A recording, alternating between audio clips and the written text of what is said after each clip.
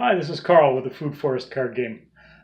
This year, I have been doing experiments with tomatoes. I started my tomatoes really early this year, and I progressively potted them into larger pots. Some of them stayed in the 4-inch pots that I initially transferred them to.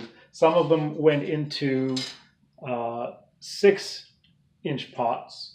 So here's a 4-inch pot, 6-inch pot, and some of them went into very tall, I believe these are, 5-inch pots.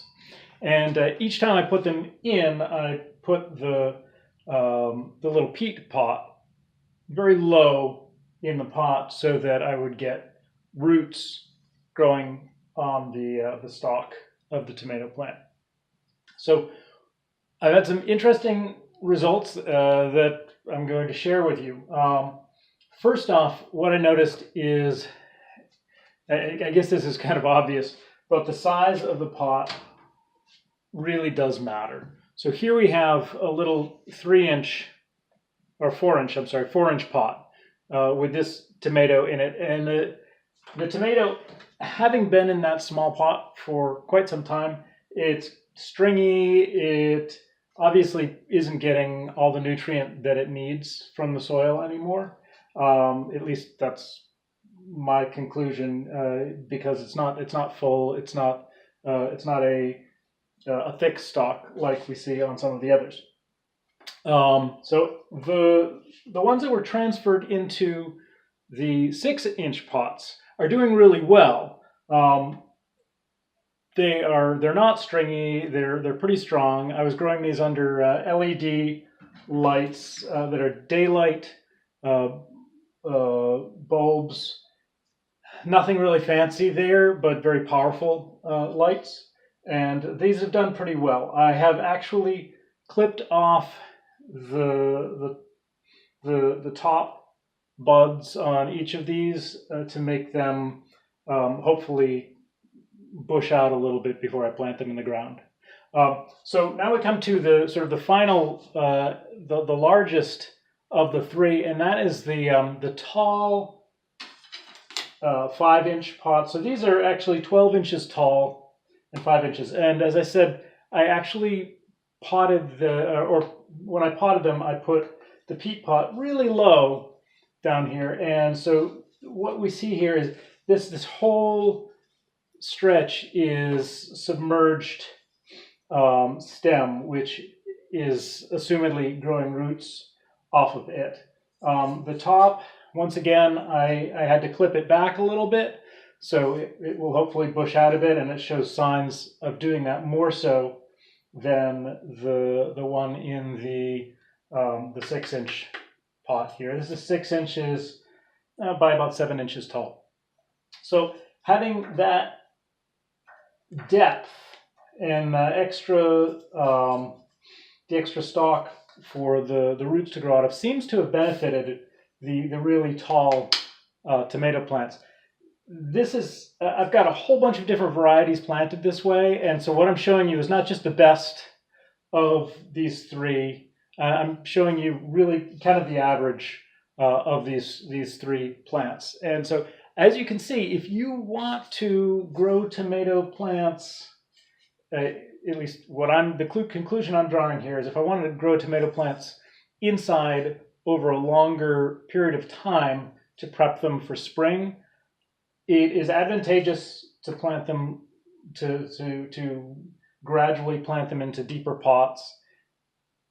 The difference between the shorter 6-inch pot and the taller 5-inch pot, there is a difference, especially when you realize that the peat pot in both of them is located in about the same place.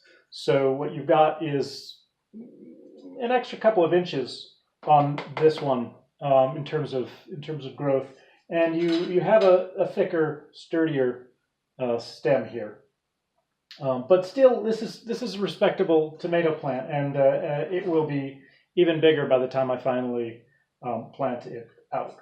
This taller one, however, will have a stronger root system, and I think that's hopefully going to contribute to its growth over the season. I'm going to continue following up with different updates on these. Now, the smallest one, I think these are going to do okay. These will do just fine once I plant them out. In fact, today I'm going to transplant them into 6-inch pots. So hopefully they'll get a little more growth before I actually plant them out into the yard.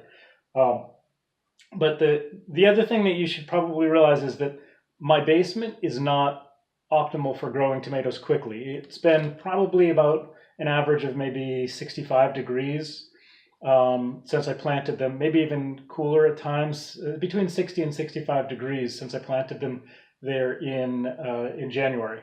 And so these have grown at cooler temperatures. They've had a long time to mature. Had I put them in a warmer space, I think they'd probably be growing 2 or 3 times the size, but I didn't really want that. What I wanted was to use the resources that I had, which was a cold basement and a big LED shop light, basically, and to make the best of it. So I feel like I have made the best of it. I feel like I'm really ready for tomato season. I won't be able to plant these out for a couple of more weeks, but when I do, I feel like I'll have some really strong tomatoes to start with.